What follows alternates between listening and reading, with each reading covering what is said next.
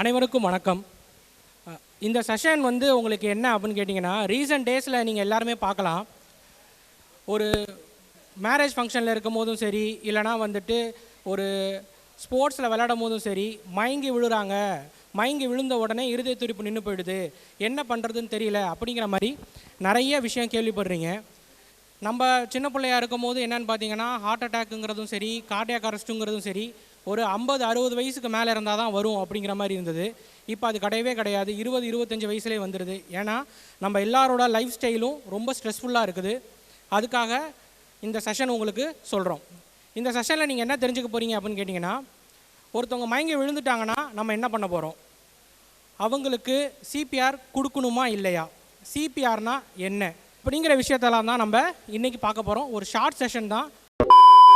Hello JCTV family, thank you for your love and support. நீங்க இல்லாம நாங்க இவ்வளோ தூரத்துக்கு ரீச் ஆயிருக்க முடியாது. இன்ஃபோடைன்மெண்ட், எஜுடைன்மெண்ட் வித் என்டர்டைன்மெண்ட், இதுதான் எங்க சேனலோட மோட்டிவ். எங்க சேனல்ல நீங்க எதெல்லாம் பார்க்கலாம் தெரியுமா? Mobile phones like Android, iOS, Android TV and Apple TV, Tata Play Bing, Amazon Fire Stick, SCV Infinity Box, Airtel Extreme Box, Roku TV, 16 நாடுகள்ல எங்க சேனல்ல நீங்க பார்க்கலாம். யூடியூப், இன்ஸ்டாகிராம் லைக் பண்ணுங்க, ஷேர் பண்ணுங்க, ஃபாலோ பண்ண மறந்துடாதீங்க. Watch JCTV anywhere any time. இப்போ நீங்கள் ஒரு கேண்டீனில் டீ குடிச்சிட்டு இருக்கீங்க, சடனாக ஒருத்தவங்க மயங்கி விழுந்துட்டாங்கன்னா என்ன பண்ணுவீங்க? எனிஒன்?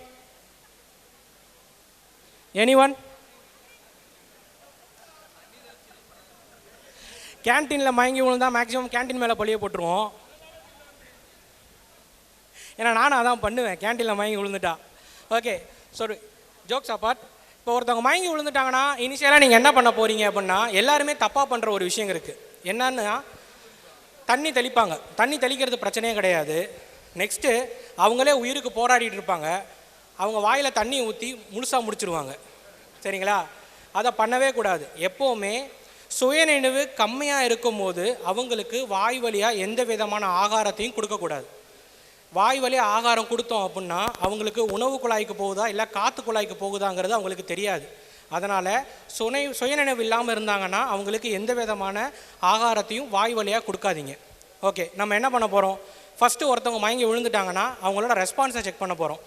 நமக்கு அவங்க பேர் தெரிஞ்சதுன்னா பேரை சொல்லி கூப்பிட போகிறோம், இல்லைனா தட்டுவோம், ஐயா ஏந்திரிங்க அப்படிங்கிற மாதிரி தட்டி எழுப்புகிறோம்.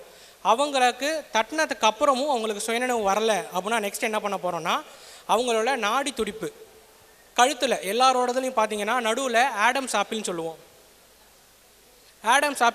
அந்த ஆடம்ஸ் ஆப்பிள்லேருந்து 2 இன்ச்சு வலது பக்கமாகவோ இல்லை இடது பக்கமாகவோ தள்ளி பார்த்தீங்கன்னா ஒரு துடிப்பு இருக்கும். அந்த துடிப்போட பேர் வந்து என்னன்னு கேட்டிங்கன்னா கரோட்டிட் பல்ஸ்ன்னு சொல்லுவோம். நம்ம இருதயம் ரொம்ப ரொம்ப சிம்பிளாக துடிஞ்சாலும், ரொம்ப மினிமலாக துடித்தாலுமே அந்த நாடி துடிப்பு இருக்கும்.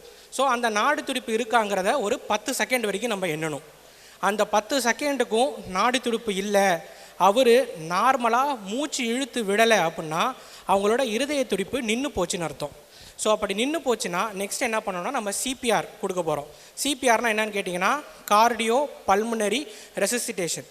ஸோ ஒருத்தர் உயிர் வாழ்கிறதுக்கு ரொம்ப ரொம்ப முக்கியமான விஷயம் இது. ஹார்ட்டும் நுரையீரலும் தான். மூளை இல்லாமல் நிறைய பேர் வாழ்ந்தெல்லாம் பிரச்சனையே கிடையாது. ஹார்ட்டும் லங்ஸும் மட்டும்தான் ரொம்ப ரொம்ப முக்கியம். சரிங்களா? ஸோ ஹார்ட்டோட வேலையும் லங்ஸோட வேலையும் சேர்த்து பண்ணுறது தான் CPR, cardio pulmonary resuscitation. So என்ன பண்ணுவோம் அப்படின்னு கேட்டிங்கன்னா, நம்ம நெஞ்சை அழுத்துவோம். நம்ம நெஞ்சை அழுத்துறது இல்லாமல் நம்ம சுவாசமும் கொடுத்து ஆக்சிஜனையும் நெஞ்சை அழுத்துறதையும் சேர்த்து பண்ணுறது தான் சிபிஆர். சரிங்களா? ஸோ அதுதான் கார்டியோ பல்மனரி ரெசசிட்டேஷன் சொல்ல போகிறோம். நான் ஒரு எமர்ஜென்சி ஃபிசிஷியன் அப்படின்னா அவசர சிகிச்சை நிபுணர். என்கிட்ட வர சில பேஷண்ட்டு ஷாக் அடித்து வருவாங்க, ஹார்ட் அட்டாக்ல வருவாங்க, நிறையா விஷயங்களில் வருவாங்க. என்கிட்ட கூப்பிட்டுட்டு வர சில பேஷண்ட்கள்லாம் அவங்க கூட இருக்கிறவங்க அவங்களுக்கு தெரிஞ்ச பைஸ்டாண்டர் சிபிஆரை வச்சு நெஞ்சை அழுத்தி அவங்க உயிரை காப்பாற்றி கூப்பிட்டுட்டு வருவாங்க. அந்த மாதிரி நிறைய பேஷண்ட்ஸை நான் ட்ரீட் பண்ணியிருக்கேன். அதனால் இந்த விஷயம் உங்கள் எல்லாருக்கும் தெரிஞ்சதுன்னா மினிமலாக உங்களால் பண்ண முடிஞ்சதை பண்ணிங்கனாவே போதும். 100% அந்த உயிரை காப்பாற்றுறதுக்கான வாய்ப்புகள் ரொம்பவே அதிகம். இந்த சிபிஆருங்கிறதும் பேசிக் லைஃப் சப்போர்ட்டும் உலக நாடுகளில் ஸ்கூல் கல்வியிலே சேர்த்துருப்பாங்க. ஆனால் இந்தியாவில் மட்டும்தான் அது வந்து முழுக்க முழுக்க ஒரு மெடிக்கல் ஃபீல்டு சம்மந்தப்பட்ட விஷயமாக மாறிடுச்சு. பிஎல்எஸ்ங்கிறது மெடிக்கல் ஃபீல்டு சம்மந்தப்பட்ட விஷயம் கிடையாது. யார் வேணால், ஒரு அடல்ட்டாக இருக்கிற யார் வேணால் பண்ண வேண்டிய ஒரு விஷயந்தான் பேசிக் லைஃப் சப்போர்ட். ஸோ அதோட ப்ரொசீஜர் மட்டும் நான் உங்களுக்கு சொல்கிறேன். ஜஸ்ட் பார்த்துக்கிட்டிங்கன்னா போதும். தேவைப்படுறப்ப தாராளமாக நீங்கள் அதை பண்ணலாம். அது நீங்கள் பண்ணுறதுனால ஒரு உயிரை நம்ம காப்பாற்ற முடியும். ஓகே, ஒருத்தவங்க மயங்கி விழுந்துட்டாங்க. மயங்கி விழுந்த அடுத்த செகண்ட் என்ன பண்ண போகிறோம், அவங்களோட சுயநினைவை செக் பண்ணுறோம். சுயநினைவை செக் பண்ணும்போது சுயநினைவு இல்லைன்னொன்னே அவங்களோட ஆடம்ஸ் ஆப்பிள் அதுலேருந்து 2 இன்ச்சு தள்ளி பல்ஸ் பார்க்குறோம். ஸோ பல்ஸ் பார்க்கும்போது 10 வரைக்கும் எண்ணுறப்போ பல்ஸ் இல்லை. பல்ஸ் இல்லைன்னொன்னே என்ன பண்ண போகிறோம், சிபிஆர் கொடுக்க ஆரம்பிக்க போகிறோம். சிபிஆர் எப்படி கொடுப்போம் அப்படின்னா, உங்களோட டாமினன்ட் ஹேண்டை கீழே வச்சுட்டு டாமினன்ட் ஹேண்டை அதை என்சர்க்கிள் பண்ணிக்கோங்க. நம்ம நெஞ்சு கூடோட நடுப்பகுதியில் லோவர் 1/3, இந்த 2 பக்கம் நிப்புளுக்கும் நடுவில் லோவர் 1/3 அந்த இடத்துல இப்படி வச்சுட்டு என்சர்க்கிள் பண்ணிவிட்டு நீங்கள் நெஞ்சை அழுத்தணும். 1 2 3 4 5 6 7 8 9 10 11 12 13 14 15 16 இப்படி 30 வாட்டி நீங்கள் அழுத்தணும். 30 வாட்டி அழுத்தினதுக்கு அப்புறம் இந்த மூக்கை பிஞ்ச் பண்ணிவிட்டு தாடையை தூக்கிட்டு நம்ம நார்மலாக ஒரு சுவாசம் இழுத்து அவங்க வாயோட வாய் வச்சு சுவாசம் கொடுக்கணும். அப்படி 2 வாட்டி பண்ணணும். நம்ம அப்படி கொடுக்கும்போது அவங்களோட நெஞ்சு விரியுதுன்னா அது எஃபெக்டிவான சிபிஆர்னு அர்த்தம். மறுபடியும் 30 வாட்டி நெஞ்சு அழுத்தணும், 2 வாட்டி காற்று கொடுக்கணும். இதை 30:2 ரேஷியோன்னு சொல்லுவோம். இப்படி 5 வாட்டி பண்ணினதுக்கு அப்புறம் தான் ஒரு சைக்கிள் முடியுது. இப்படி 5 வாட்டி பண்ணதுக்கப்புறம் தான் நம்ம பல்ஸ் பார்ப்போம். பல்ஸ் இருந்தது அப்படின்னா நம்ம எஃபெக்டிவான சிபிஆர் கொடுத்துட்டோன்னு அர்த்தம். ஸோ நம்ம எது வரைக்கும் சிபிஆர் கொடுக்கலாம் அப்படின்னு கேட்டிங்கன்னா, கீழே மயங்கி விழுந்துட்டாங்கன்னா அவங்களுக்கு ஒரு 108 ஆம்புலன்ஸ் வர வரைக்குமோ இல்லைனா ஒரு மெடிக்கல் டீம் வர வரைக்குமோ நம்ம தாராளமாக கொடுக்கலாம்.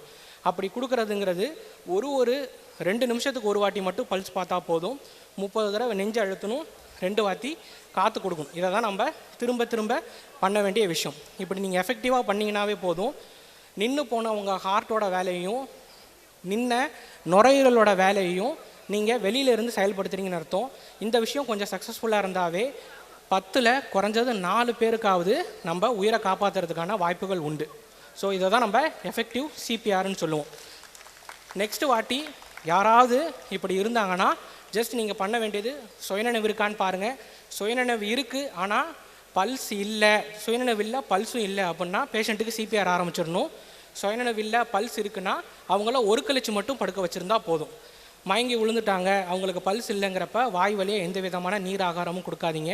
நீங்கள் பண்ண போகிற இந்த சின்ன விஷயங்கிறது ஒருத்தரோட வாழ்க்கையே மாற்றுறதுக்கான வாய்ப்புகள் ரொம்பவே அதிகம்.